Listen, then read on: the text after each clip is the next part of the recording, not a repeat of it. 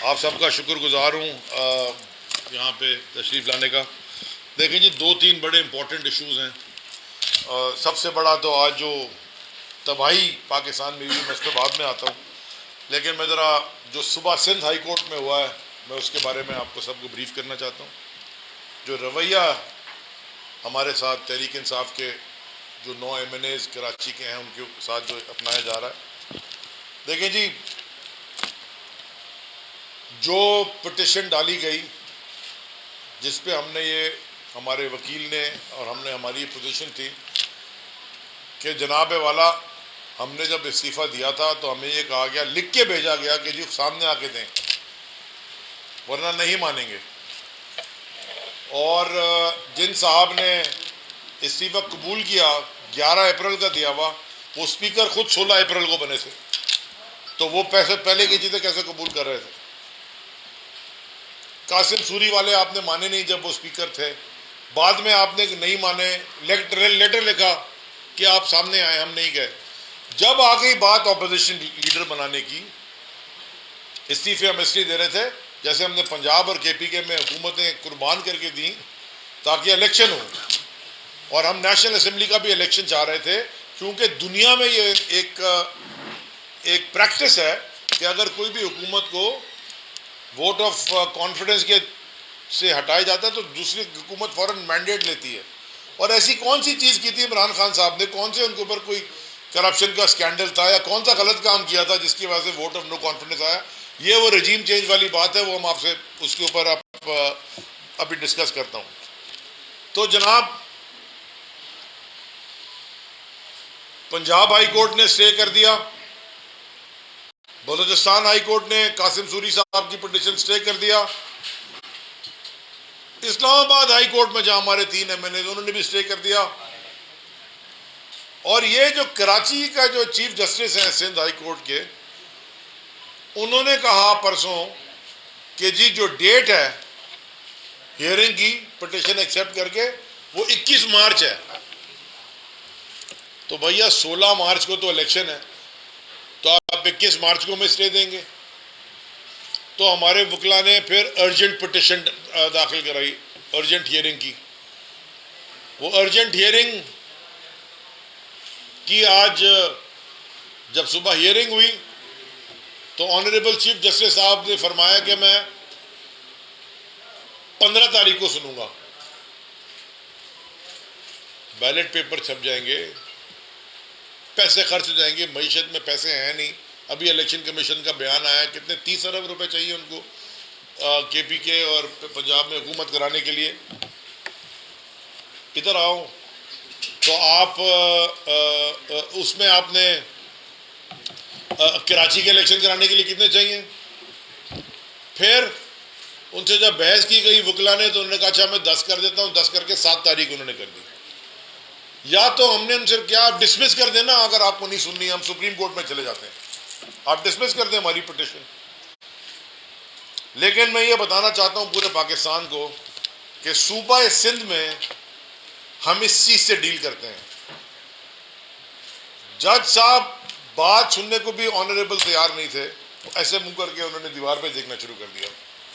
यानी कि वहां एक आर्ग्यूमेंट हो रही है, MNAs इलेक्टेड खड़े हुए हैं, और आप माशाल्लाह, मैं कोई कंटेम्प्ट ऑफ कोर्ट नहीं कर रहा, लेकिन मैं सवाल जरूर पूछ रहा हूं कि जब पंजाब हाई कोर्ट पाकिस्तान का हिस्सा है, पाकिस्तान के अंदर ही है, इस्लामाबाद हाई कोर्ट भी पाकिस्तान के अंदर ही है, बलूचिस्तान हाई कोर्ट भी पाकिस्तान के अंदर ही है, KPK का हाई कोर्ट भी पाकिस्तान के अंदर ही है, खैबर पख्तूनख्वा का, तो सिंध हाई कोर्ट भी पाकिस्तान के अंदर है। तो वहां से जब हो सकता है आप डिसमिस कर देते, हम सुप्रीम कोर्ट में जाने का हमारा इख्तियार है, हम चले जाते।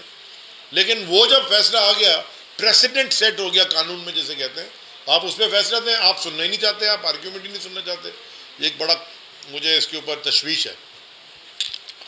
दूसरा जो आज जो और ज़रूरी है वो है जो पाकिस्तान की माशी तबाही जो शुरू हुई थी रजीम चेंज से 11 अप्रैल से, और मुझे नहीं पता कि अब ये ब्लैक होल ये कितना गहरा गिराएंगे पाकिस्तान को इस काले खड्डे में। लेकिन मेरी नज़र में आज पाकिस्तान की कम अज़ कम मईशत के हिसाब से और मुजम्मिल और बिलाल उस पर बात करेंगे। ब्लैक डे है, काला दिन है आज। मुझे जरा बताएं, यही वजह थी कि खान साहब जब वजीर आजम थे, उन्होंने शौकत तरीन साहब जो कि उस वक्त फाइनेंस मिनिस्टर थे, उनको उस वक्त के आर्मी चीफ जनरल बाजवा के पास भेजा और उनको समझाया कि अगर आप इस रजीम चेंज को आप फैसिलिटेट करते हैं, जो कि पता चल गया कि फैसिलिटेट हो रहा है, उन्होंने किया है, तो ये मुल्क की इकॉनमी टेल स्पिन में चली जाएगी। यानी कि वो मईशत जिस तरह वो स्लिपरी सोप गिरना शुरू होगी, या संभाली नहीं जाएगी किसी से। लेकिन शायद उस वक्त सबको शहबाज शरीफ की रॉकेट स्पीड चढ़ी हुई थी कि वो रॉकेट की तरह काम करता है, रॉकेट की तरह काम करता है शहबाज शरीफ। ये रॉकेट की तरह उसने पाकिस्तान की मईशत का बेड़ा गर्क कर दिया, डुबा दिया पानी में। उसे कहते हैं ना कि वो अब ये मेरे ख्याल में मुजम्मिल ये सारे जो है ये मिल के इलेक्शन लड़ेंगे पीडीएम वाले, तो तीर तो उनके पास है ही एक, इनकी पीडीएम की जमात का, वो कहते हैं पीडीएम में नहीं है तीर। अब उनको इनका सबका निशान होना चाहिए, इंतखाबी निशान, उल्टा तीर, उड़ता हुआ तीर ले लिया इन्होंने। तीर उड़ा था, अच्छी खासे उड़ता हुआ तीर पकड़ लिया और जी हम चलाएंगे, पूरे पाकिस्तान को तबाह कर दिया, बर्बाद कर दिया। अब इनका उड़ता तीर होना चाहिए निशान, इलेक्शन सिंबल। कैबिनेट मीटिंग हुई थी आज, कैबिनेट मीटिंग में क्या फरमा रहे हैं, 15% जी हम पता नहीं कर्जे वो खर्चे काट देंगे। अच्छा, उसके बाद एक कमेटी में हियरिंग हुई कि जी खर्चे जो हैं 7 करोड़ की पता नहीं कितने की ट्रैवल। इस मुल्क का हेल्थ मिनिस्टर डॉक्टर फैसल सुल्तान जैसा वर्ल्ड रिनाउंड इन्फेक्शियस डिजीज का डॉक्टर दुनिया में लेक्चर देते हैं, उनके पेपर्स पब्लिश होते हैं। शौकत खानम उन्होंने जबरदस्त तरीके से चलाया और वो जिस तरह चल रहा है वो दुनिया में उसके ऊपर उसको इनाम मिल रहे हैं, अवार्ड्स मिल रहे हैं। वो था इस मुल्क का हेल्थ मिनिस्टर। बदला किससे? गुटकाकिंग.com कादिर पटेल से।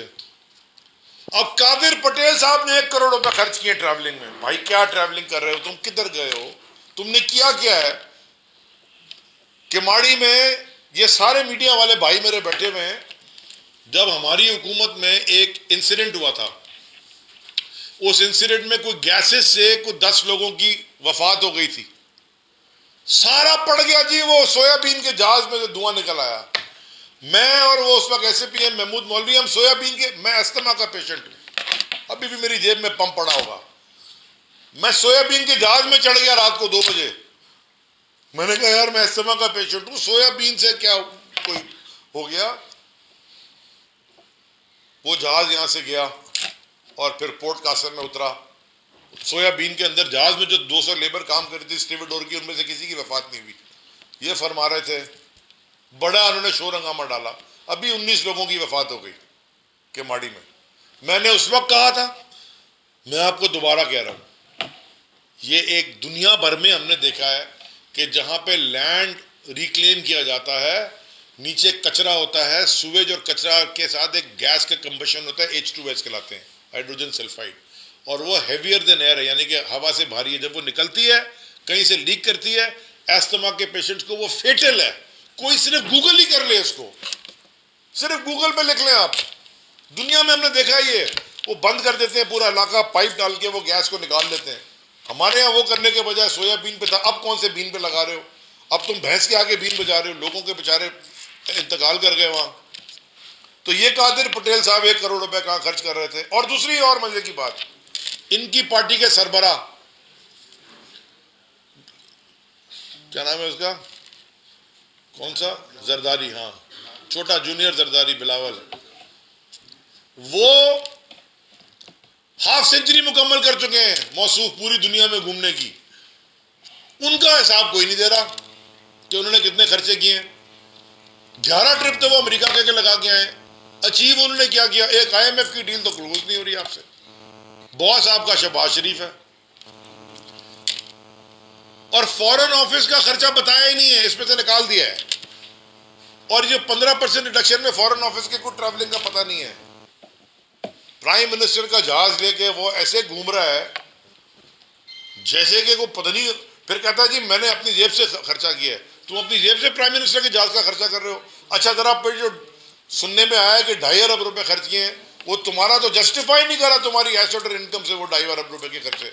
अगर नहीं, अब ये अगला इलेक्शन जब आप जमा कराएंगे, अगर आपने अपनी जेब से खर्चा किया है, आप उसका हिसाब बताएं कि आपने पैसा कहां से लेके आए। 2.5 लाख रुपए तनख्वाह होती है, 2,30,000 रुपए मिनिस्टर की, तो आपकी कौन सी इनकम थी? क्योंकि आपने पहले तो दिखाई नहीं, तो बताएं कि आपने वो खर्चा कैसे किया है। और अगर सरकार का खर्चा है तो बताएं कितना खर्चा हुआ है सरकार का। ये पाकिस्तानी टैक्स पेयर का पैसा है। आप दुनिया वर्ल्ड टूर पे निकले में, मईशत की तबाही हो गई। इनका प्लान मैं आपको बता दूं क्या है जी। मुझे लगता है कि इनका एक जाने में कर रहे हैं, अनजाने में नहीं, एक डेलिबरेट प्लान है कि पाकिस्तान को डिफॉल्ट करवा दें। डिफॉल्ट करा के बोलेंगे कि जी हमारे पास तो पैसे पूसे रह नहीं गए इलेक्शन कराने के, और अदर ये कोई 24 रुपए जैसे गिरा, मुझे इसकी समझ कोई नहीं है कि ये फेक तरीके से, वो आपसे मुजम्मिल और बिलाल बात करेंगे कि किस तरह ये डॉलर को रखते हैं, और ये इनका प्लान है। सुप्रीम कोर्ट के अहकामात हैं, क्लियर अहकामात हैं, पंजाब में और KPK में 90 दिन के अंदर इलेक्शन कराने वाले। इस मुल्क में जनरल इलेक्शन होना चाहिए।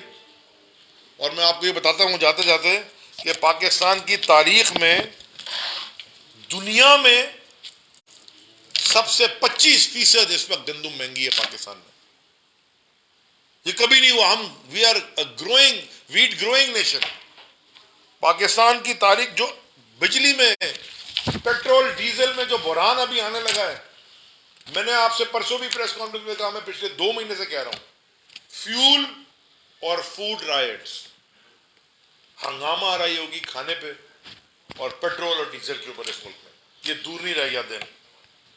एक्सपोर्टर की आपने तबाह कर दिया, कमर तोड़ दी है वो, यानी कि वो उसकी कंपेटिटिवनेस नहीं रही, एनर्जी की कॉस्ट इतनी बढ़ा दी है।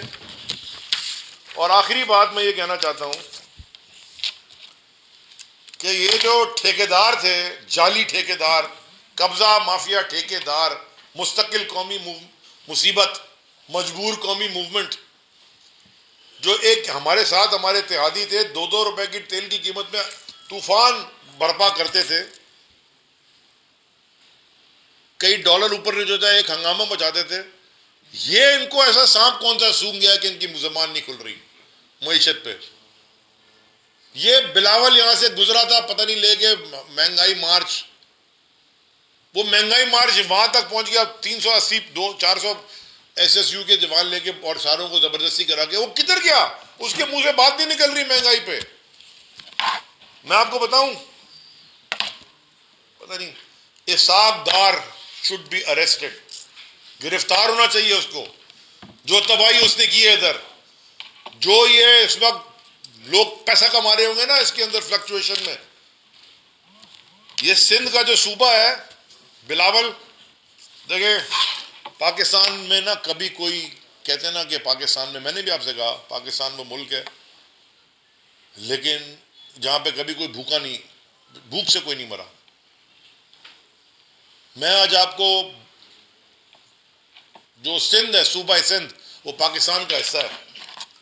मैं आपको आज बता रहा हूं, पाकिस्तानियों, आप पाकिस्तान के दुनिया में पूरे हिस्सों में देख रहे हैं, इस सूबा सिंध में लोग भूख से मर रहे हैं, अंदरून सिंध में लोग भूख से मर रहे हैं, गंदा पानी पीने से मर रहे हैं। बारिशों के बाद जो फ्लड आया, गंदगी हुई, डिजीज से लोग मरे, खाली कुत्ते के काटने से और लाड़खाना में एड से, वो तो है ही है। ये मैन मेड डिजास्टर्स हैं। बेगैरती ये है कि टर्की जो माल भेजा, यानी कि टेंट भेजे, वो टर्की वालों के भेज दिए जो उन्होंने हमें डोनेशन भी दिए थे फ्लड में, और जा रहे हैं ये पूरी दुनिया का दौरा करने। तो हुकूमत के पास इसका सोल्यूशन क्या है? सोल्यूशन ये है कि इमरान खान साहब के ऊपर और केसेस बनाए, PTI की लीडरशिप के ऊपर केसेस बनाए, PTI की लीडरशिप को अरेस्ट करें। इससे माशी हालात तबाह होंगे, ठीक नहीं होंगे। इसका सिर्फ हल है इलेक्शंस। मुजम्मिल जी, बिस्मिल्लाहिर्रहमानिर्रहीम। अभी जो है स्टेट बैंक सुबह 11:30 बजे से शरह सूद के लिए बैठा हुआ था और उसके डिस्कशन कर रहा था। हालांकि IMF से डायरेक्शन आ गई थी 11:31 पे जो है वो फैसला दे सकते थे, लेकिन उन्होंने कोई 4-1 घंटे का इंतज़ार किया और उसके बाद शरह सूद को 3% से बढ़ाकर 20% कर दिया है। ये आप लोगों के लिए एक और ख़बर है। और ये जो है जिस दिन हमारा वोट ऑफ नो कॉन्फिडेंस आया था उस दिन शरह सूद 9.75% था। 7 अप्रैल को रज़ा बाकर ने एक मीटिंग की जब हमारी हुकूमत टेक्निकली ख़त्म हो चुकी हुई थी, हम तो इन्हीं की हुकूमत में गिनेंगे, उसने 2% बढ़ाया था। तो उस वक्त भी जब ये आए थे तो 11.2% था। 11 महीने में शरह सूद में तकरीबन 9% का इजाफा हुआ। ये 9% का मतलब क्या है? हुकूमत का एक साल में जो है खर्चा जो है 32 ट्रिलियन अगर आप लगा लें तो 3,200 अरब रुपए से सिर्फ जो है सूद की इजाफी अदायगी होगी। अभी हुकूमत ने स्टेट बैंक को 5,200 अरब रुपए का तखमीना दिया था सूद की अदायगी का इस साल, अब ये 6,000 अरब पे चले जाएगा। और अली साहब तो डिमांड कर रहे हैं 30 अरब रुपए इलेक्शन के लिए और हुकूमत 6,000 अरब रुपए सूद की अदायगी में सिर्फ अदा कर रही है। और अगर सूबों की और अगर वफाकी हुकूमत के बजटों को जमा कर लें तो ये 20,000 अरब होते हैं। फ़र्ज़ करें कि आपकी जेब में 20,000 रुपये पड़े हों और मैं आपसे कहूं कि उसमें से आप जो है 60 रुपये दे दें, अगर सारे इलेक्शनों का खर्चा भी हो, तो ये कितनी ड्रामेबाजी है कि इस मुल्क में वसाइल नहीं है। और मुझे हैरानगी है कि जो हमारे साफ़ी हज़रात वो जो कहते हैं कि इस मुल्क में पैसे नहीं हैं। अब आप आ जाए, आज जो रुपये में नया मजाक हुआ, 178 रुपये था वोट ऑफ नो कॉन्फिडेंस से पहले डॉलर का रेट। आज ओपन मार्केट में स्टेट बैंक का जो ऑफिशियल रेट ख़त्म हुआ है, क्लोज हुआ है 285 रुपये, तकरीबन 107 रुपये 110 रुपये से अगर मैं गिनूँ तो 62% रुपये की कदर में गिरावट हुई है। 62% 11 महीने में। और इससे जो आपका कर्ज बढ़ा है 14,300 अरब रुपये, 11 महीने में 14,300 अरब रुपये ये कर्ज। और अगर इस साल किस्मत हमारी अच्छी हुई तो 7,000 अरब रुपये खसारा करेगी ये हुकूमत इस साल का। 21,000 अरब रुपए एक साल में कर्ज बढ़ा, 21,000 अरब। और जब PTI की हुकूमत गई थी 44,000 अरब पूरे मुल्क का मजमूई कर्जा था। 21,000 प्लस 44,000, इस साल 30 जून को 65,000 अरब रुपए इस कौम पे कर्जा होगा। और ये कह रहे थे कि हमने इस मुल्क को दिवालिये से बचाने आए हैं। इसके ऊपर आप आ जाए, जो है बात को मैं छोटी करूँगा क्योंकि अली भाई ने काफ़ी लंबी कर दी प्रेस कॉन्फ्रेंस, बिलाल ने ही बात करनी है। पिछले 10 दिनों में इस हुकूमत ने अवाम पे क्या क्या जुल्म ढाए। बिजली गिराई, बिजली की कीमत बढ़ाकर, एक्सपोर्टर से कल बिजली की मुराद वापस ले ली, 45 रुपये यूनिट कर दिया 19 रुपये यूनिट से। अब अल्लाह खैर करे कि आगे एक्सपोर्ट का क्या हाल होगा वो तो वही बताएंगे। किसान, उसकी जो ट्यूबवेल पे बिजली थी उसकी मुराद वापस ले कर ली। आपको याद होगा इसहाक डार ने कोई और शहबाज शरीफ ने 1800 अरब रुपए का किसान पैकेज ऐलान किया था। दूसरा काम, गैस की कीमत बढ़ा दी। मिनी बजट जो 170 अरब का वो 170 अरब 4 महीने में वसूल करना है। पूरे साल में देखें तो 500 अरब रुपए वो किए। रुपए की कदर में जो है जनवरी से लेकर अब तक जो है 55 रुपए का इजाफा हुआ है, 55 रुपए का इजाफा। ये तमाम चीजें करने के बावजूद अभी इसहाक डार ट्वीट कर रहे हैं कि एंटी पाकिस्तानी कुछ जो है मुल्क में पैनिक फैला रहे हैं। अब वो एंटी पाकिस्तानी नाम लो ना, आपने मेरा नाम लेना है, अली साहब का लेना है, हमाद अजहर का लेना है, शौकत तरीन का लेना है, नाम लो। अगर हमने 150 रुपए का पेट्रोल रखा हुआ था हम एंटी पाकिस्तानी थे, 178 रुपए का डॉलर था हम एंटी पाकिस्तानी थे, और आप 285 रुपए में बहुत बड़े पाकिस्तानी बन गए। इस वक्त डिमांड करते हैं कमीशन बनाए, पिछले 1.5 साल का कमीशन बनाए। ये कहते हैं कि ये IMF प्रोग्राम PTI का था। एक कमीशन बनाए जो हमने, PTI ने जो IMF से मुआहिदा किया और इन्होंने किया है, और दूध का दूध और पानी का पानी सामने करें। और उस वक्त तक इसहाक डार जो है रिजाइन देकर बाहर बैठे, फौरन रिजाइन दे। ये जो कौम के साथ जुल्म किया है, नहीं ECL वगैरह ये वो है, एक ये माशी फैसले हैं, वो हम ऐसी हम इन वाली हरकतें नहीं करनी चाहिए। नहीं भागेंगे क्यों, बैठ के जवाब देंगे। माशी गलती हो सकती है, माफी मांगे। और जो लोग कहते थे इसहाक डार से माफी मांगे, वो भी फरोज आज आजकल वो किधर छुट्टी मनाने गए हुए। बहुत बहुत शुक्रिया।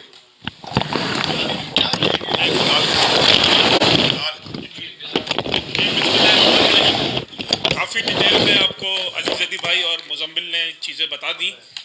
कुछ चीज़ें आम आदमी को समझने की ज़रूरत है। ये इसहाक डार रोज आके टीवी पे झूठ बोलते हैं। 2 हफ्ते पहले उन्होंने कहा, हुकूमत ने कहा, फाइनेंस मिनिस्ट्री ने कहा कि हमारी IMF के साथ डील हो गई है, और आज की तारीख में IMF की डील का कुछ पता नहीं है। गैर यकीनी सिचुएशन की वजह से मुल्क तबाह हो रहा है, कोलैप्स हो रहा है। जिसको कहता है ना कि इकोनॉमी का पहिया, तो वो तो बंद हो गया था, अब इकोनॉमी का पटाखा जो है वो फट गया है। ये आम जबान में आम लोगों के लिए मैं बताना चाह रहा हूं कि आपकी मईशत तबाह बर्बाद हो गई है, और इसकी वजह यह है कि आपने सही वक्त पे सही फैसले नहीं किए। आपको जो फैसले करने थे उसमें आपने पॉलिटिकल प्रेशर, या पता नहीं अपने आप को आप 30 मार खान समझते थे, उस पर आपने बड़े ओवर कॉन्फिडेंस की वजह से आपने फैसले में ताखीर की, जिसकी वजह से आज मुल्क इस अफरा तफरी और इंतशार की सूरत हाल पे पहुंच गया है।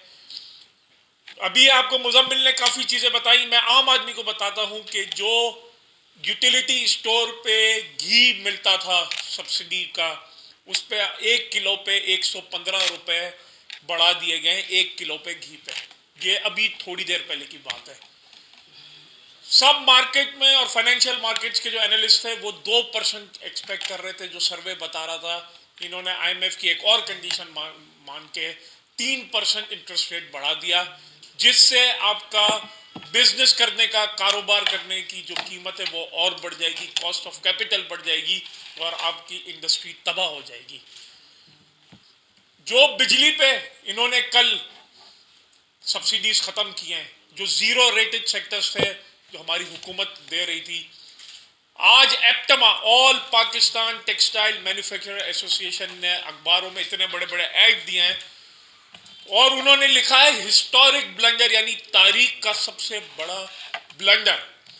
और उनके खुद के एस्टिमेट्स कह रहे हैं कि इस इकदाम से पाकिस्तान को सालाना $10 अरब का नुकसान होगा, क्योंकि अब आपका एक्सपोर्ट जो है वो कॉम्पिटिटिव मार्केट में आप उसको नहीं बेच सकते, क्योंकि आपकी लागत ज्यादा आएगी।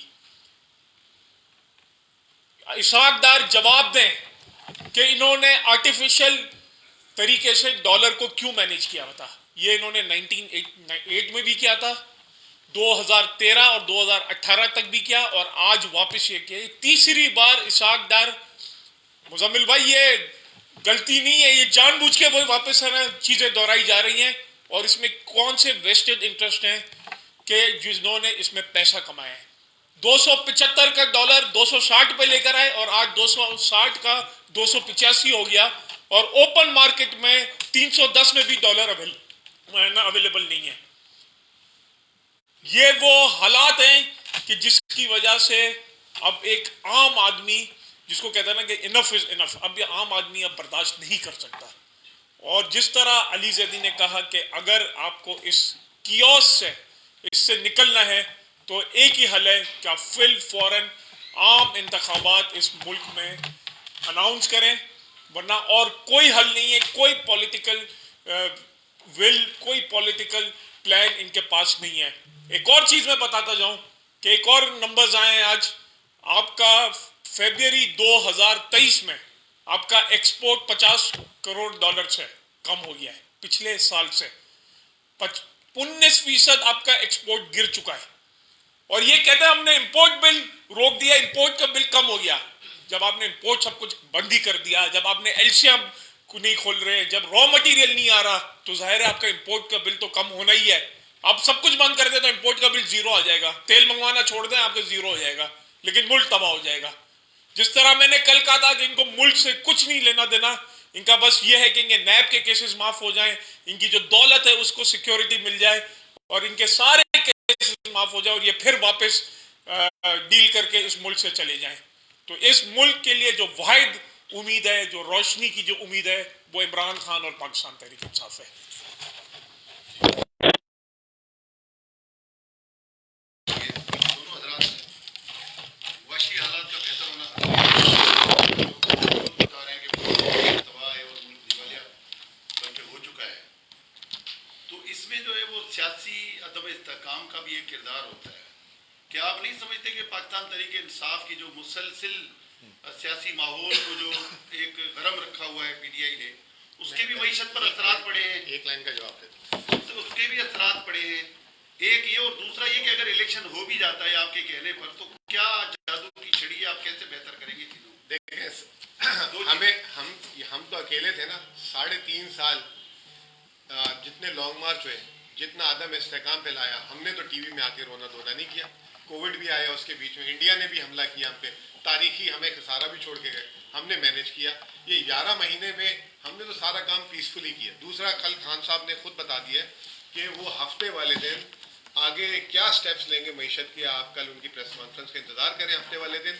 हमने पहले भी बताया है कि हम 18 ग्रुप्स बना के शौकत तरीन की क़यादत में आगे आने वाले दिनों में, अब तो एक मसला आगे, मईशत को चलाने से पहले जो खड्डे को भरना है, इस खड्डे को भरने के लिए क्या इकदाम करने, उस पर भी काम किए हमने कुछ, और आने वाले दिनों में क्या करना है। अभी तो हम देख रहे हैं कि खड्डे की गहराई कितनी है, ये तो जाए जा रहा है नीचे। बाकी अली साहब आप जवाब देखें। आप अभी टर्की में कितना बड़ा जल्जला आया? 50,000 लोग मरे, 50,000 लोग इंतकाल। इंतकाल हो गए, मर गए बेचारे। मई में इलेक्शन है स्केड्यूल्ड, 14 मई को प्रेसिडेंट अर्दोगान ने फैसला दिया इलेक्शन ऑन टाइम होंगे। जो आप 100-150 साल पहले चले जाएं, अमेरिका के अंदर जो वॉर ऑफ इंडिपेंडेंस हो रही थी, ये सिविल वॉर हो रही थी, उस वक्त लिंकन से कहा गया था कि इलेक्शन ना कराए जाए क्योंकि ये इलेक्शन में सिविल वॉर। उसने कहा इलेक्शन नहीं रुकेंगे, इलेक्शन में कराऊंगा। इलेक्शन के बगैर पब्लिक मैंडेट नहीं मिलता, और पब्लिक मैंडेट के बगैर आप मईशत क्या कुछ भी नहीं ठीक कर सकते। जब पब्लिक चाहेगी तो आप करेंगे। इस वक्त पब्लिक किधर खड़ी है? ये जो आज जो बेकार अहमकाना बातें कर रहा था, मैं तो उसका नाम भी नहीं लेना पसंद करता, जवाब भी नहीं देता, लेकिन मैं इस सवाल के जवाब में वो जो बातें कर रहा था कि जी कौन दुश्मन है पाकिस्तान का, ये जो सिंध के वजीर हैं 1-2, कि जी इमरान खान ने, ये इनकी तो जो शहद बनाते थे अस्पतालों में, ये जेल जाते थे ना लंगड़ा के, और जैसी बेल होती थी तो भाग के निकलते थे बाहर। कोई इनके साथ नहीं जाता था। इनके जलसे में इतने लोग नहीं आते जितना खाली खान साहब कोर्ट गए ना, या लाहौर या इस्लामाबाद, उतने। इसका मतलब है अवाम ने तो अपना फैसला सुनाने के लिए तैयार है, और राजनपुर में सुना दिया। वो जो कहते हैं कि इलेक्शन नहीं जीत सकते, तो राजनपुर में क्या हुआ? आप लड़े थे ना, कितने वोट मिल गए आपको? तो उनका बड़ा टेरिटरी समझी जाती थी, फारिग हो गए आप। अवाम इस वक्त खड़ी है इमरान खान और तहरीक इंसाफ के साथ, और इलेक्शन कराएंगे जब मैंडेट मिलेगा। यही लोग फिर अपना पेट काट के कुर्बानी देके भी मुल्क को बनाएंगे। जब ऊपर चोरों का टोला बना हुआ है तो लोग बोलते थे ऊपर चोर बचे हुए हैं, इनके बच्चे याशियां कर रहे हैं, ये खुद याशियां कर रहे हैं, मुल्क लूटा हुआ है और लूट रहे हैं, तो लोगों फिर हर तरफ जाएंगे। ये आपका पास एक कैरेक्टर की स्ट्रेंथ होती है जिसके साथ आप पूरे मुल्क को आगे लेके चलते हैं। ये तो कैरेक्टरलेस लोग हैं, इनके पास कौन सी स्ट्रेंथ आएगी? Thank you.